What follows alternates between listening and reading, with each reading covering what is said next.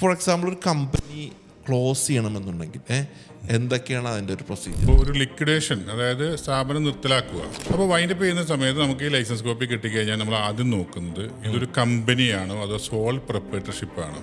ആദ്യം നിങ്ങളിത് ഡിസൈഡ് ചെയ്ത് കഴിഞ്ഞാൽ നമുക്ക് നോട്ടറി പബ്ലിക് ഉണ്ട് UAE. അവിടെ പോയി ഇതിന്റെ ഡോക്യുമെന്റ് ശരിയാക്കി ആദ്യം എക്കണോമിക് ഡിപ്പാർട്ട്മെന്റ് പേപ്പർ, പിന്നെ നോട്ടറി പബ്ലിക്കിന്റെ ക്യാൻസലേഷന്റെ പേപ്പർ എടുത്ത ശേഷം ഒരു 520 dirhams ഒക്കെ വരുന്ന ചെറിയ പ്രൊസീജിയേഴ്സ് ആണ്. ഇത് കഴിഞ്ഞതിന് ശേഷമാണ് ഈ ന്യൂസ് പേപ്പറിൽ അഡ്വർടൈസ്മെന്റ് കൊടുക്കുക. ഈ കാലയളവിൽ എംപ്ലോയീസിന്റെ വിസ ക്യാൻസൽ ചെയ്യണം. അതുപോലെ ഇൻവെസ്റ്ററുടെ വിസ ഉണ്ടാവും അതിൽ, അത് ക്യാൻസൽ ചെയ്യണം.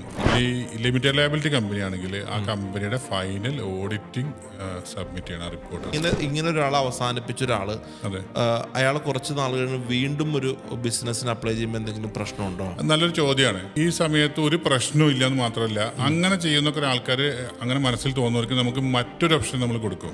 ഈ ട്രേഡ് ലൈസൻസ് നമുക്ക് ഫ്രീസ് ചെയ്ത് വെക്കാൻ പറ്റും.